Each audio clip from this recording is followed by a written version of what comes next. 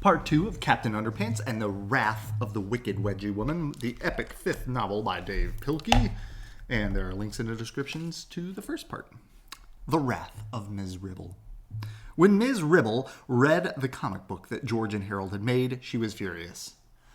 "Boys," she yelled, "you've just earned yourself a one-way ticket to the principal's office." Well, but all we did was use our imaginations, said George.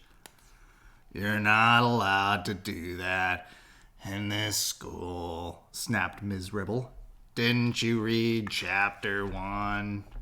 George and Harold gathered their things, and soon they were sitting in the office outside Mr. Krupp's door.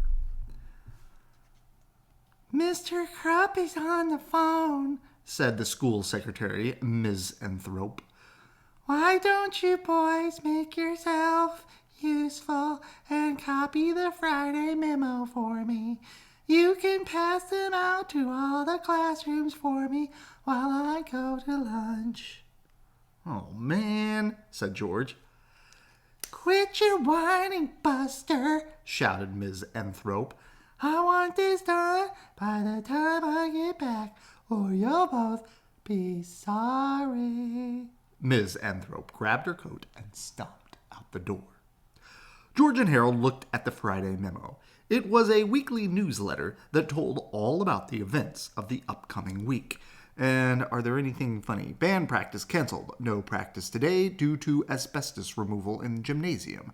School Spirit Day. Show your school spirit by wearing the school colors, gray and dark gray. Cheerleader tryouts today. Anyone wishing to join the cheerleader squad must do all of the following. Meet in the gym after school. Have the school cheer memorized. Don't forget to wear gym shoes.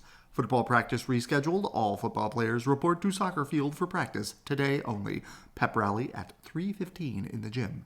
Yearbook photos taken today. Please dress appropriately. Anyone caught making funny faces will receive a detention. "Hey," said George. Ms. Anthrop's computer's still on. "You want to make a few changes to this newsletter?" Why not?" said Harold. So George and Harold typed up their own version of the Jerome Horowitz Elementary School Friday memo. Then they ran off copies for all the students in the school. And this says, Monday, school canceled, no classes today due to lack of interest. Tuesday, National Wear Your Pajamas to School and Pick Your Nose Day. Show you care by wearing your pajamas to school and picking your nose. Wednesday, cheerleader tryouts today. Anyone wishing to join cheerleader squad must do all of the following. Eat 10 whole cloves of garlic, raw garlic. Draw a mustache on your face with permanent marker and tape 3-day-old egg salad sandwiches to your head. Football practice rescheduled. All football players report to the teacher's lounge for early practice. Food fight at 12:15 in the lunchroom. And Friday, yearbook photos taken today. Please wear Bumblebee costumes. Also, whoever makes the funniest face wins a free pizza party for their class. Chapter 6. The Retirement Card. George and Harold were gathering their new and improved Friday memo copies into small piles when Mr. Krupp came into the office. "Hey," Mr. Krupp shouted. "What are you troublemakers doing in here?" Miss Enthrop told us to pass the Friday memo out to all the classrooms," said George innocently. "Well, make it snappy," yelled Principal Krupp. Suddenly, Harold got a sneaky idea. He took out the blank piece of construction paper that Ms. Ribble had given him earlier. Hey, Mr. Krupp," said Harold. "Will you sign this retirement card for our teacher?" Mr. Krupp grabbed the card from Harold and eyed it suspiciously. "Yeah, this card is blank," Mr. Krupp growled. "I know," said Harold. "Our class is going to decorate it later. We wanted you to be the first to sign it." Well, all right then," said Mr. Krupp. He opened the card and quickly scribbled, "Signed Mr. Krupp," on the inside, then stormed out of the office. "What are you going to do with that?" asked George. "You'll see," said Harold, smiling. And this says, "Mindless conformity. It's cool. It's fun. Be just like everybody else. Individuality causes pain." Chapter 7, Reverse Psychology.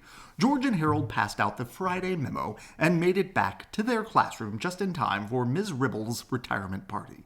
George quickly changed the letters around on the sign outside the door, while Harold wrote a special greeting on Mr. Krupp's card and stuffed it into the envelope.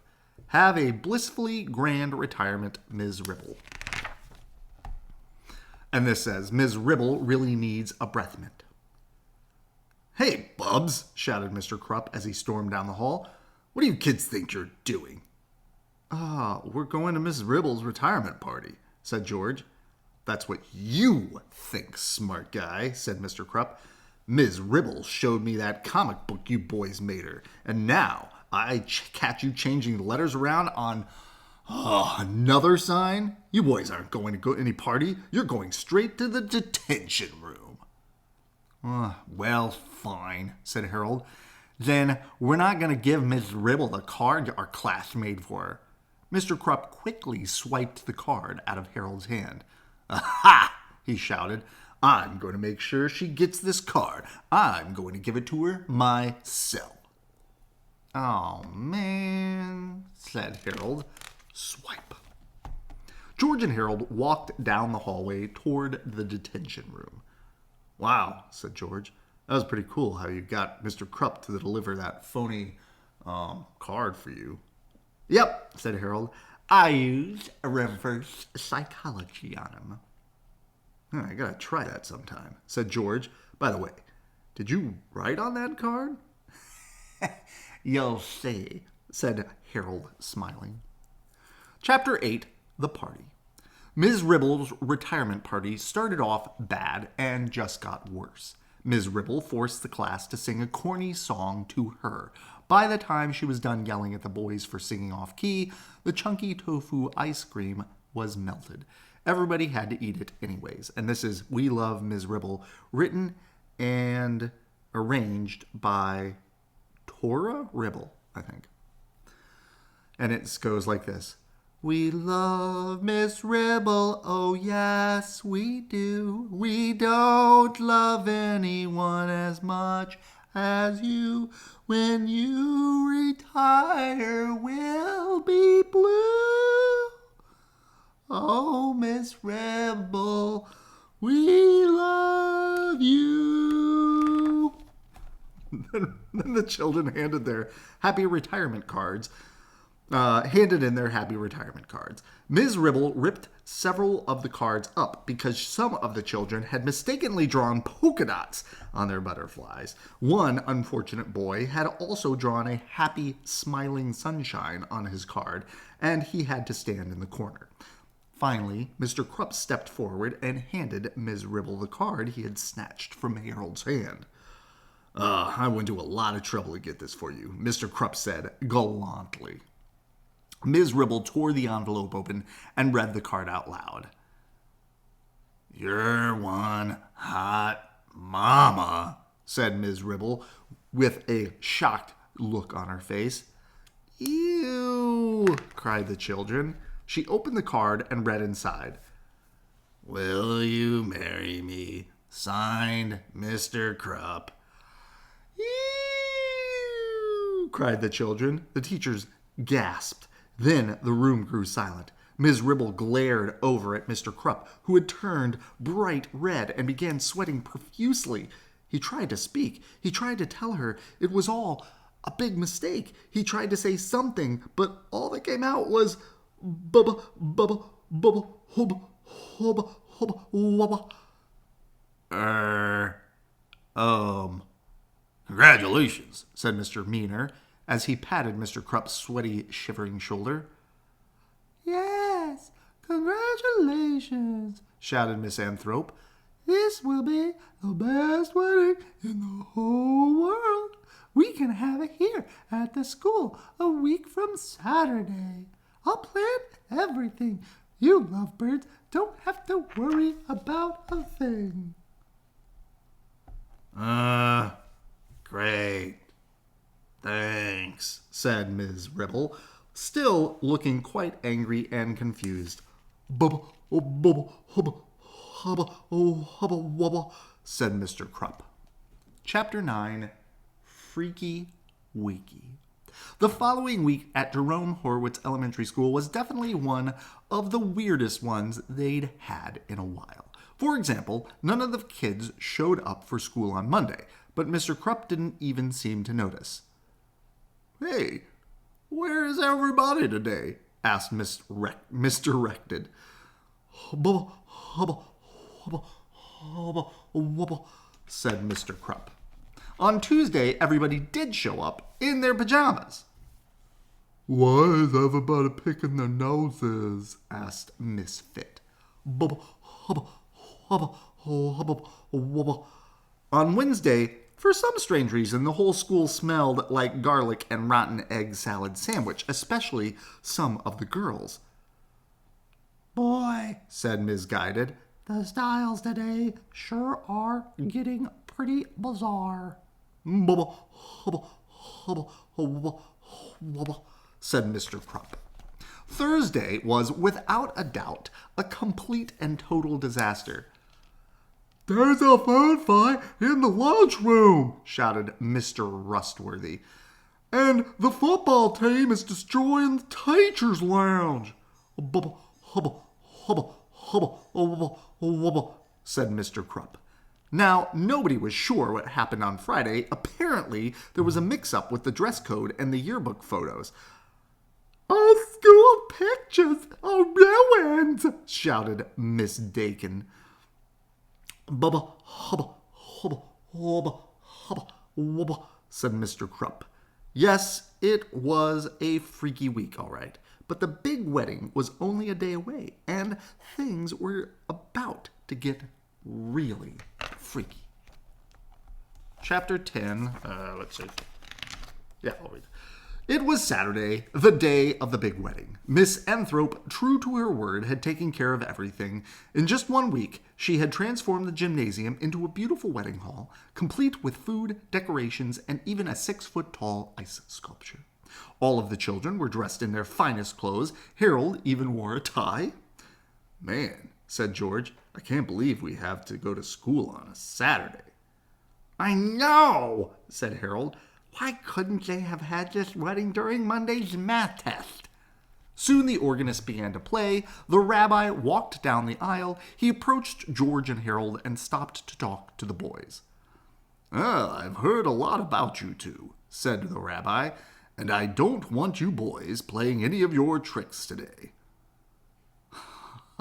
"Silly rabbi," said George. "Tricks are for kids." Believe it or not, George and Harold had not planned any pranks for the big wedding. They had no joy buzzers up their sleeves, no squirting flowers in their lapels, and no whoopee cushions on their chairs. They were on their best behavior. Nothing could go wrong today. In no time at all, Ms. Ribble and Mr. Krupp were standing in front of the rabbi, looking quite ill. The rabbi asked Mr. Krupp if he would take Ms. Ribbles in to be his lawfully wedded wife. "Bubba, hubba, oh, hubba, hubba, wubba," said Mr. Krupp. Then the rabbi asked Ms. Ribble if she would take Mr. Krupp to be her husband. There was a long silence. Everyone leaned forward. Ms. Ribble looked nervously from side to side, and suddenly she shouted at the top of her lungs, "No!" Ms. Ribble turned to Mr. Krupp and jabbed her finger into his shoulder. "Listen, Mr. Krupp," she said, "I can't marry you." "Hooray, hooray. Oh, that's too bad," said Mr. Krupp.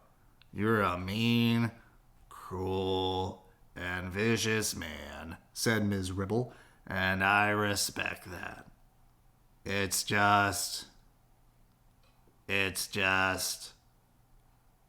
Just what?" asked Mr. Krupp. "It's just your nose," said Ms. Ribble. "You've got the most ridiculous nose I've never seen anything quite like it. I just couldn't marry somebody with such a silly nose." Mr. Krupp got angry. "Well, fine," he shouted. "I didn't want to marry you anyway. It was all George and Harold's fault. They tricked us." Suddenly, everybody in the gymnasium turned and looked at George and Harold. Time to go, said George. And that is where we will end it. The Refreshments, Chapter 11, will come up next, and we will read that next time we read this book. All right, good night. I love you.